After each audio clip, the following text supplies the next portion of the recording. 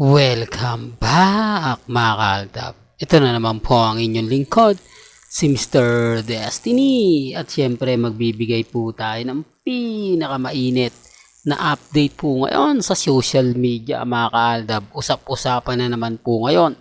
Syempre si Alden Richards, Miles Ocampo mga kaaldab. Na kung saan nga po talaga masasabi natin na napakaganda ng ipinakita nga po nila Alden at ni Miles Ocampo mga kaaldab. Medyo pinag-uusapan ngayon si Miles dahil kumbaga nakuha niya ang isang minimithi ng mga artista. Totoo yan mga kaaldab, sa pamamagitan nga po ni Alden Richards. Di po ba? Sabi ko nga po sa inyo, may mga bagay-bagay nga po na mahirap ipaliwanag.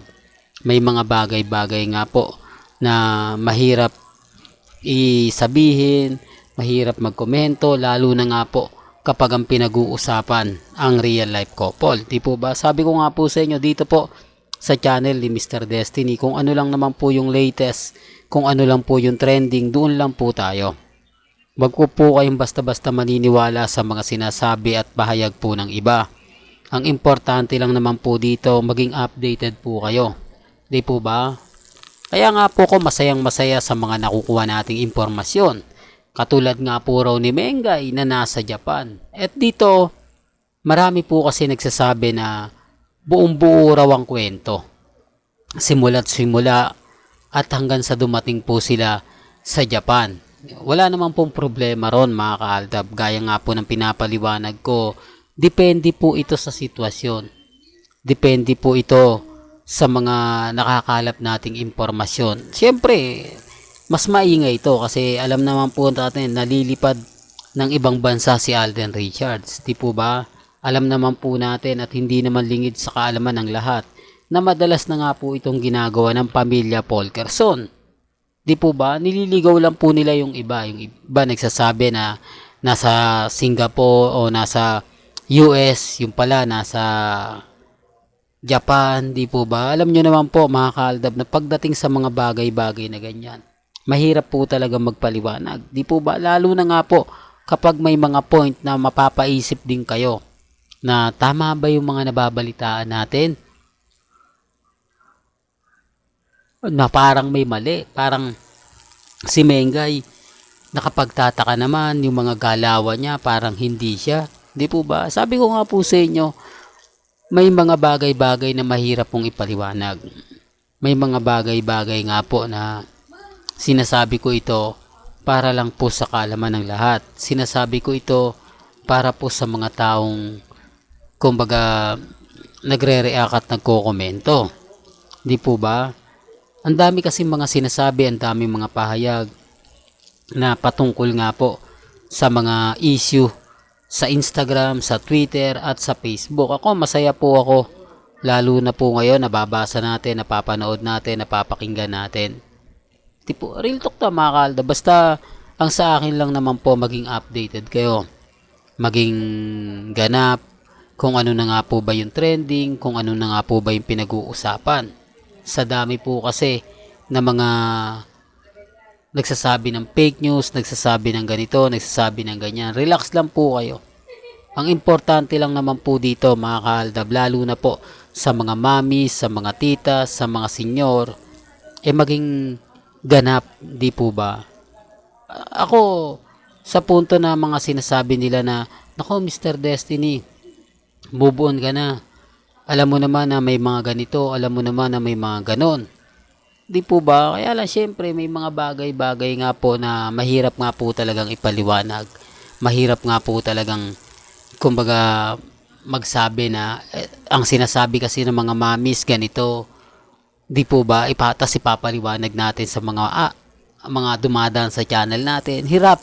Pero gaya ng sinabi ko, kung Aldab Nation po kayo, kumbaga madali tayong magkakaintindihan. Madali tayong magkakaunawaan.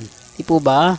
Na hindi na natin pang kailangan pang ipalandakan. Kumbaga sabi ko nga po sa inyo, kung ano po yung mga nababasa ninyo, napapanood ninyo, napapakinggan ninyo about sa Aldab, relax lang po kayo.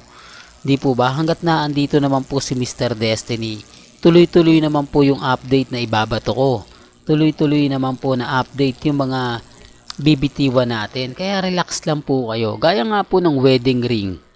O, doon pa lang panalo na po tayo eh. Hindi po ba? Simple lang, pero may mga laman. Although alam ni Alden na hindi siya pag-uusapan, kaya nga po nilalagay niya eh. Alam niya na, kumbaga, yung point na pag-uusapan, hindi sa kanya naka-atensyon. Di po ba? Yung pagdalo niya sa red carpet ng Metro Manila Film Festival Awards, eh talaga naman pong sinadya niya. Real talk mga kaaldab, sadya na talagang mapapaisip yung mga netizen. Di po ba? Pero gaya ng sinabi ko, kung aldab po kayo, madali na po para sa atin na makita yung mga ganyan. Kasi kung ano po yung hinahanap natin kay Alden Richards, makikita po natin. Kaya nga po yung iba, normal lang yung mga sing-sing-sing-sing na ganyan. Normal lang. Kung matatandaan nyo kay Daddy Bay, di po ba, nauna yung silver kesa sa platinum. Ang ibig kong sabihin, nauna yung platinum kesa sa silver. Real talk to. Kausap niya pa yung mga mamis, mga titas, mga senyor. Pero hindi niya inaamin ng ano, di po ba? Alam niya na, kumbaga, automatic na yon, di po ba? Kumbaga, matic na yon na kapag pinag-usapan tapos may konting, kumbaga, di po ba? Hindi niya na pinapaliwanag pa dahil nagegets na po ng mga netizen o ng mga Aldab Nation. Di po ba? Na mismong si Daddy Bay po yung nakausap nila. Alam ko yung video na yan, maraming nakarelate na yan, maraming nakapanood na yan, nakakita. Siguro yung mga mamis, mga titas, mga senyor na nakasama ni Daddy Bay, talagang masasabi mong maraming alam. Di po ba? Pero gaya ng sinabi ko, mahirap po itong ipaliwanag, mahirap po itong sabihin, lalo na nga po kapag ang pinag-uusapan sila Mengay at si Alden. Di po ba? Alam nyo naman po sa issue ng Aldab, affected sila. Sobra. Ayaw na ayaw nilang naririnig na kumbaga pinag-uusapan sila Mengay, si Alden. Ang gusto nila si Congressman Arjo. Di po ba? Pero okay lang po yan. Alam naman po natin na kumbaga magkasama ngayon sina Maine Polkerson at Richard Polkerson. Yun lang po. Di po ba? Kasi ramdam mo naman ang presensya ng Aldab. Ramdam mo naman yung mga nangyayari at nagaganap. Di po ba? Well, hanggang dito na lang po yung updates natin mga kaaldab. Kaya kung gusto nyo pa po ng pinaka-latest at sariwang update, abay tumutok lang po kayo dito po sa channel ni Mr. Destiny para updated po kayo sa mga latest at sa mga bagong video po na ilalabas po natin maya-maya lang.